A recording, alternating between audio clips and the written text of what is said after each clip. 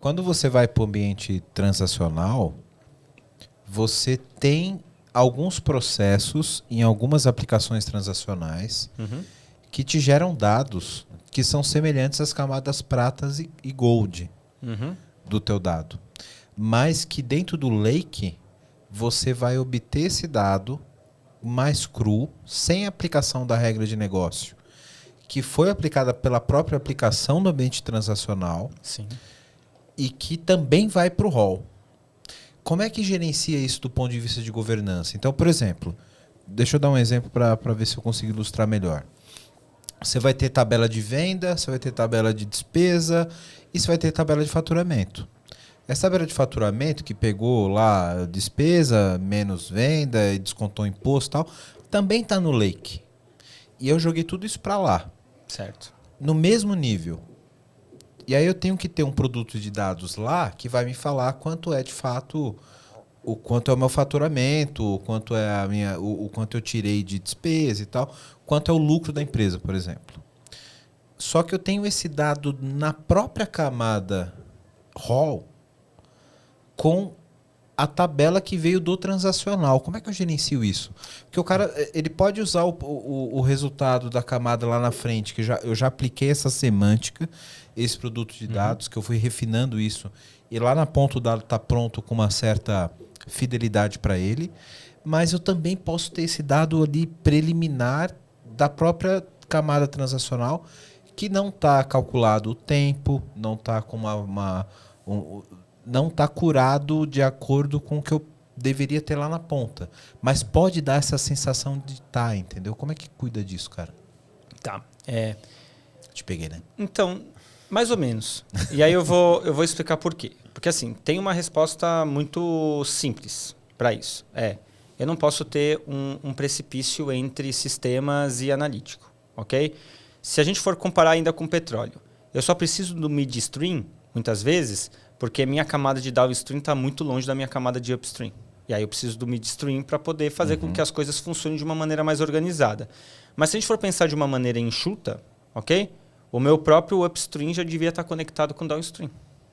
Então, quando eu olho para um universo de dados maduro, junto com um universo de desenvolvimento de sistemas e analytics maduro, eu estou falando de uma estratégia de Service Mesh e Data Mesh unificadas, onde eu tenho domínios e produtos de dados digitais que se conversam muito bem. Então, eu vou pegar aqui um cenário maravilhoso, ok? Vamos usar o mesmo exemplo da entidade de cliente. Eu chego lá e tenho um cliente, eu vou fazer um cadastro do meu cliente. Esse cadastro de cliente, que vai fazer ali a contabilização de quantos clientes eu tenho, ele vai ficar na minha entidade de cliente. Até aí, beleza. Estou falando de ambiente transacional, ok? Perfeito. Esse ambiente transacional está federado, por exemplo, na sua plataforma de Data Lakehouse, ok?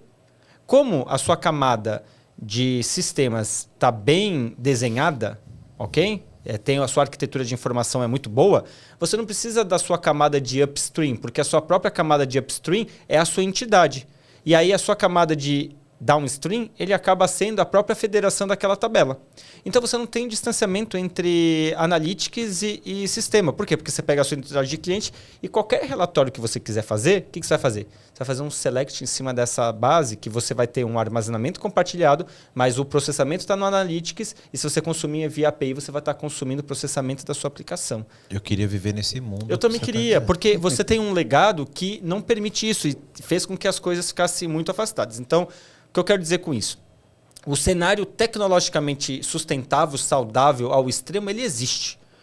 A dificuldade é em conseguir chegar nesse patamar respeitando todos os legados que a gente tem, que foram sempre muito selados e muito pensados de uma maneira para atender aquela necessidade só. E a minha pergunta é pensando nesse legado. Porque a gente sabe que tem uma câmara de relatório muito grande nos ambientes transacionais, que não deveriam estar lá. Tem um conceito chamado cofre de dados, que você trabalha com links. Caraca, agora eu me esqueci. Mas basicamente eu tenho o objeto, a transação e eu tenho satélites. Como que funciona isso? Eu tenho a minha entidade e aí eu vou ter ali uma agregação, por exemplo. O mesmo evento que carrega aqui, o que ele faz? Ele atualiza as agregadas. Entendeu?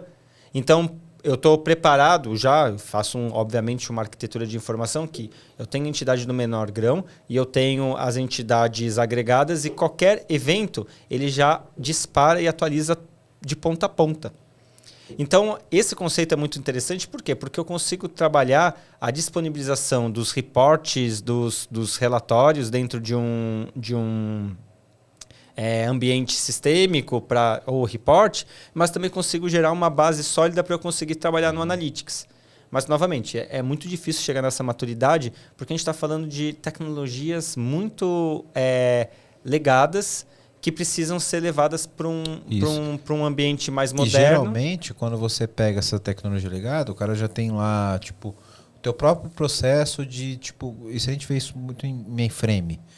Todo dia o cara vai lá, gera uma tabela de relatório que aplica a regra de negócio, que é o que você falou da semântica, para criar uma tabela acumulativa para relatório, etc., que é o que tinha na época, cara. Sim. E que ninguém revisita. Isso. E aí, só que aí qual que é o problema que eu tô te trazendo? O cara vai pegar essas tabelas, o cara que é engenheiro de dados, chegou hoje na empresa. Ele vai lá no DB2, ele vai levar todas as tabelas pro Lake. Vai. E aí vai por exemplo... ter tabela semântica e não semântica lá. Sim, e aí vamos falar, essas tabelas aí do mainframe estão documentadas? Estão documentadas? Não estão. Não estão. Exatamente. Então, o que acontece? Existe uma série de conceitos de dados que foram negligenciados, porque dados sempre foi tratado como um subproduto, por isso que eu sou defensor muito do conceito de produto de dados. Então, tem uma série de conceitos que foram negligenciados, que agora estão ganhando um pouco mais de apelo, porque Big Data, Small Data, tudo data ganhou muito... Ganhou muito... Tô boiando em muita coisa aqui. Só... Ganhou muita atração, entendeu? Então, todas essas questões, elas começaram a ser mais endereçadas, entendeu? Aí pode perguntar. Vai, Fabinho. É tanta dúvida que eu não sei nem por onde começar. Eu tô só...